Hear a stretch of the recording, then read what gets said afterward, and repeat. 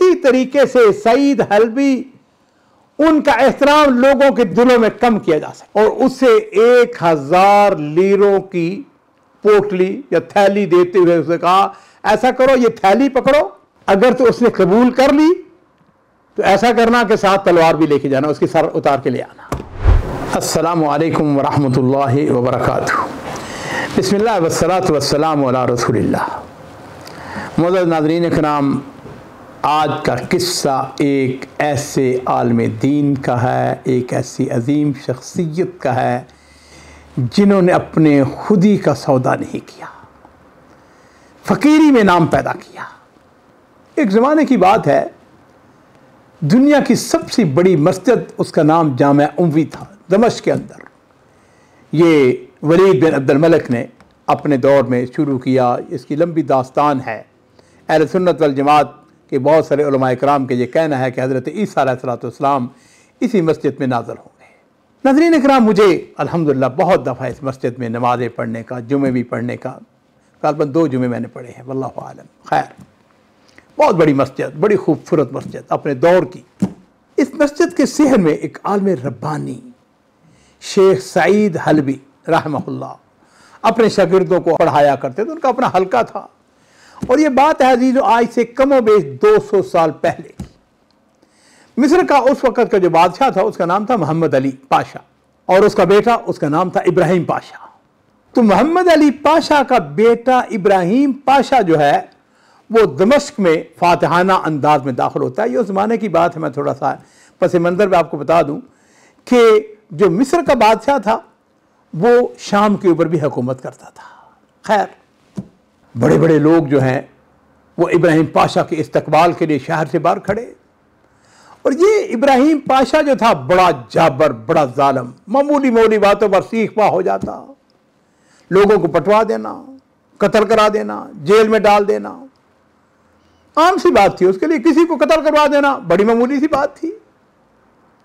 जिस वक़्त ये गवर्नर आता है इब्राहिम पाशा दमिश्क का, उसने आके निज़ाम संभाल लिया, उसकी हाशिया के साथ उसने रिपोर्ट ली, शहर के हालात पूछे, तो उसकी हाशिया जो था उसने उनको बताया कि शेख सईद हलबी जो हैं दमिश्क के अंदर उनका बड़ा मुकाम है, लोग उनकी बड़ी इज्जत करते हैं। एक दिन इब्राहिम पाशा के दिल में आया, उसने कहा कि चलो जरा सईद हलबी के पास चलते हैं, उनको देखते हैं किस किस्म की शख्सियत है। उसको यह बताया गया था कि जनाब पूरे शहर के उलमाए कराम, बड़े बड़े लोग, बड़े बड़े पढ़े लिखे, सारे आपके इस्तकबाल के लिए आए थे, लेकिन शेख सईद हलबी जो है वो नहीं आए थे। नाज़रीन इकराम, इब्राहिम पाशा जो है उसने अपने हाशिया को साथ लिया, अपने सिक्योरिटी गार्ड को साथ लिया। जिस तरीके से आपको पता है कि गवर्नर साहब चलते हैं, मस्जिद उमवी में आता है, और उस वक्त शेख सईद जो हैं वो ज़मीन पर बैठे अपने शागिर्दों को सबक पढ़ा रहे थे। ये एक अजीब इत्तेफाक है कि उस दिन या तो उनकी टांग में दर्द था या वैसे ही उन्होंने अपनी टांग को ऐसे फैला रखा था। आप समझ गए ना, ऐसे जैसे टेक लगा के बैठे हुए हैं और सामने उन्होंने अपनी टांग फैला रखी थी। इब्राहिम पाशा का ख्याल था कि जिस वक्त मैं वहां पहुंचूंगा तो इनको जब पता चलेगा तो वो मेरा उसका इस्तकबाल करेंगे। लेकिन नाज़रीन इकराम, सईद हलबी की कैफियत और उनकी शान ये है कि उन्होंने अपनी टांग को उसी तरह फैलाए रखा, उसे समेटना भी गुजारा नहीं किया, उठना तो बड़ा दरकिनार, बल्कि अपनी टांग को उसी तरह फैलाए रखा। अब इब्राहिम पाशा जो है वो खासी देर तक खड़ा पेचोताब खाता रहा, गुस्सा उसके चेहरे पर आया। अब शेख सईद हलबी के जो शागिर्द थे हाशिया में बैठे हुए जो पढ़ रहे थे, उन्हें मालूम था कि यह शख्स बड़ा जाबर है, बड़ा जालिम है। उन्होंने क्या किया, उन्होंने अपने कपड़े समेटने शुरू कर दिए। क्यों? वो नहीं चाहते थे कि उनके उस्ताद के खून के छींटे उनके कपड़ों पर पड़े। उनको मालूम था कि यह बदबख्त किसी वक्त भी शेख सईद के कत्ल का हुक्म दे सकता है। अब इब्राहिम पाशा खड़ा है, सोच रहा है, और फिर अचानक उसने अपने हमरा आने वाले अफराद को वापसी का इशारा किया, चलो वापस चलो। अपने कसर में वापस आ गया।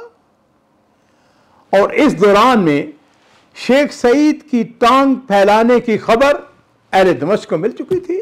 हासिदीन मुनाफिकीन इब्राहिम पाशा के पास आते हैं, आके कहते हैं कि जनाब ये सईद हलबी जो है ये पता नहीं अपने आप को क्या समझता है, ये बड़ा गुस्ताख है, मुतकब्बर है, इसे गिरफ्तार किया जाए, इसे इबरतनाक सजा दी जाए, इसको जेल में डाला जाए। इतना गुस्ताख हाकिम के सामने अपनी टांग फैलाता है, इसकी सजा जो है वो जेल की काल कोठरी है। इब्राहिम पाशा जो है उसने पुलिस अफसर को बुलाया, उसने कहा ऐसा करो कि जाओ जाके इस मौलवी को गिरफ्तार करके लाओ। पुलिस अफसर हुक्म की तामील के लिए जब जाने लगा तो पता नहीं इब्राहिम को क्या ख्याल आया, उसने कहा जरा बात सुनो। उसने कहा फिलहाल रुक जाओ, बाद में देखते हैं। असल बात यह थी नाज़रीन किराम कि इब्राहिम पाशा को मालूम था कि शेख सईद हलबी लोगों के दिलों में बसते हैं, अगर इनको गिरफ्तार किया गया तो दमिश्क के हालात बिगड़ भी सकते हैं।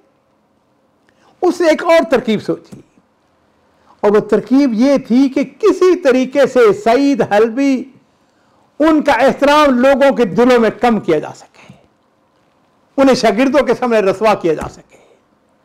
उसने पता क्या किया, उसने एक अपने बाएतमाद वजीर को बुलाया और उससे 1000 लीरों की पोटली या थैली देते हुए उसने कहा ऐसा करो, ये थैली पकड़ो और ऐसा करो कि जब शागिर्दों के सामने शागिर्द बैठे हुए हो, सईद हलबी पढ़ा रहे हो, तो शागिर्दों को दिखा के सईद हलबी को पेश करो और उनसे ये कहो कि ये मबलग हाकिम दमिश्क ने बतौर खास आपके लिए भिजवाया है, इसको कबूल करें, जाती इस्तेमाल में लाएं।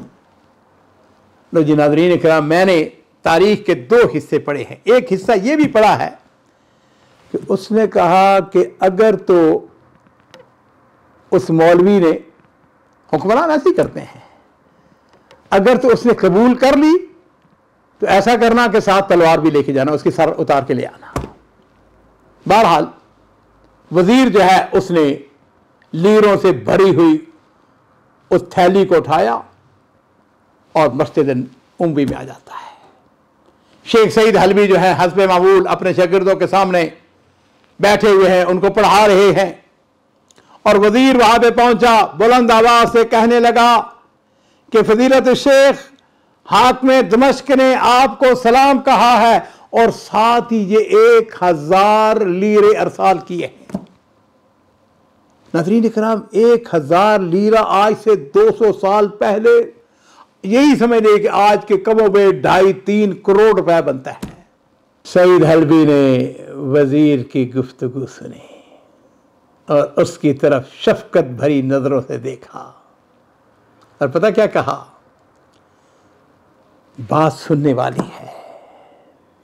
नाज़रीन इकराम, इसको अपने दिलो दिमाग में जगह दे लें। यह है उलमा रब्बानी जो अल्लाह के अलावा किसी के सामने अपने हाथ को नहीं फैलाते हैं। शेख सईद हलबी ने वजीर से कहा, या बनैया उद्ब नकूद सैयद का, मेरे बेटे इस मबलग को अपने सैयद, अपने गवर्नर इब्राहिम पाशा को वापस कर दो और उससे जाके कहो, इन्नल्लज़ी यमुद्दु रिजलहु ला यमुद्दु यदहु, उससे जाके कहो जो अपना पांव फैलाता है ना वो अपना हाथ नहीं फैलाता है, या अपना हाथ फैला लो या अपना पांव फैला लो। और नाज़रीन इकराम, ये वो अल्लामा थे, ये वो लोग थे जो दिलों पर, अवाम के दिलों पर हुकूमत करते थे। ये दुनियादारों के सामने अपने हाथ नहीं फैलाते थे, यही वजह थी कि वो अपना पांव भी उनके सामने फैला देते।